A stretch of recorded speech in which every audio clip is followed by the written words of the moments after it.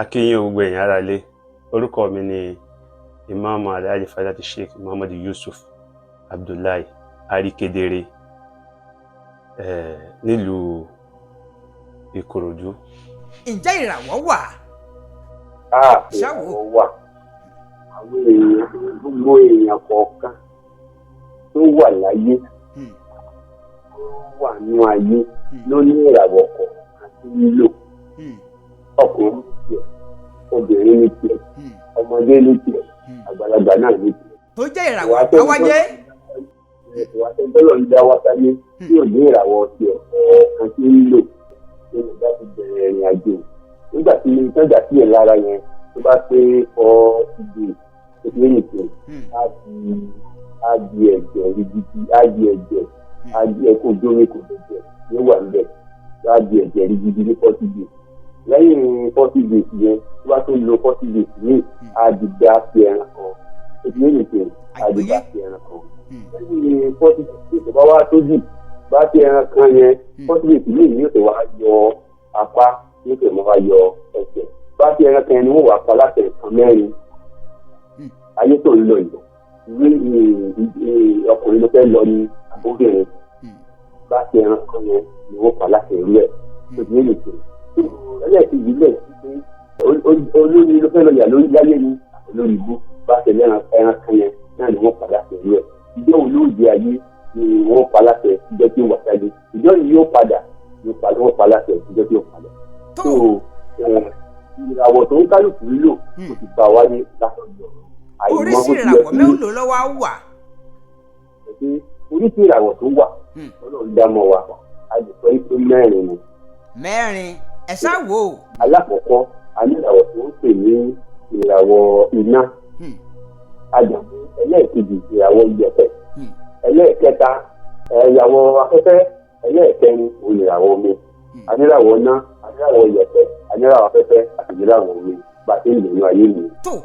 ǹjẹ́ àwọn ìràwọ̀ yìí ó ní í ṣe pẹ̀lú oṣù ọjọ́ tí wọ́n bá bí yàn?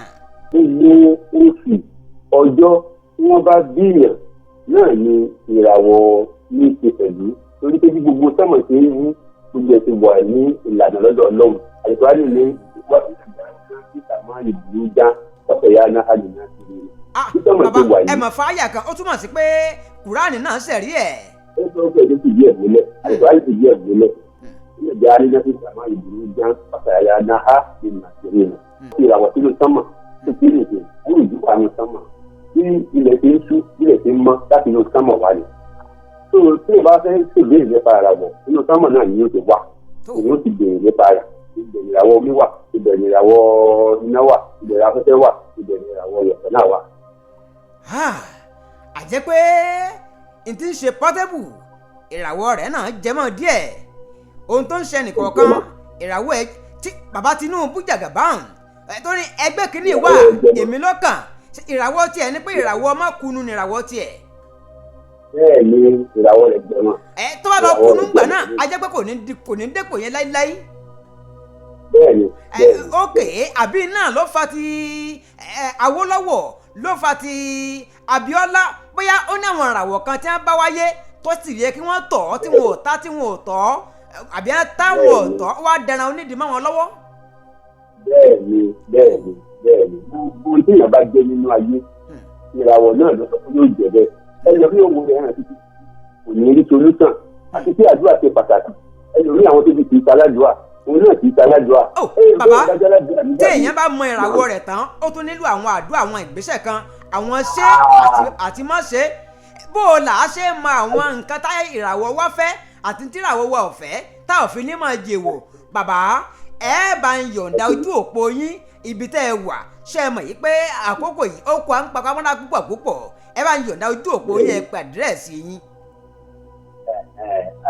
mo wà ní ìlú Ògìgbò ní Ìkòròdú local government ọdún tó mọ̀ sàgámù ojú ènìyàn ojú òpó wa ní 080 688 6678 alákọ̀ọ́kọ́ nù ẹlẹ́ẹ̀kejì 0816 708 2202. tó nọ́mbà wọn náà lẹ́yìn náà ti ń wò tó ń kọjá lójú ẹ̀rọ amóhùnmáwòrán yín o bàbá ìràwọ̀ náà ẹ fún mi díẹ̀ ń bẹ̀ ná ọ̀dà ẹ má jà fòrún ẹ̀fọ́ jẹ̀kọ káwọn èèyàn máa pè yín àbí má fẹ́ mọ̀ràwọ̀ wọn ìwọ rẹ̀ kí ni ṣe kí ni má ṣe rẹ̀ bó o ní Tinubu ṣe wọlé pẹ̀lú ìràwọ̀ rẹ̀ ẹ ṣàlàyé ẹ̀ fún wọn àwọn táwọn náà gbé dání lọ́wọ́ yẹn bí wọ́n ó ṣe máa tẹ̀síwájú ẹlòmíì ó yẹ kó máa sọ̀rọ̀ ni ṣùgbọ́n yóò wá dákẹ́ tó o bá ti dákẹ́ tara ẹ̀ ó bá dákẹ́ ni o má sùn kó o lè bá a sùn síwájú sáré o kó o má bá a wáyé lásán bàbá rí kedere wọ́n ní Olódùmarè rí sọ̀rọ̀ ayé ẹ̀ kedere solution ti dé. now ìwọ tó ń gbọ́ mi yìí gbogbo tó bá jẹ́ dùn ọkàn fún ọ Ọlọ́run kó bá mi sọ́ dìdùnnú fún ẹ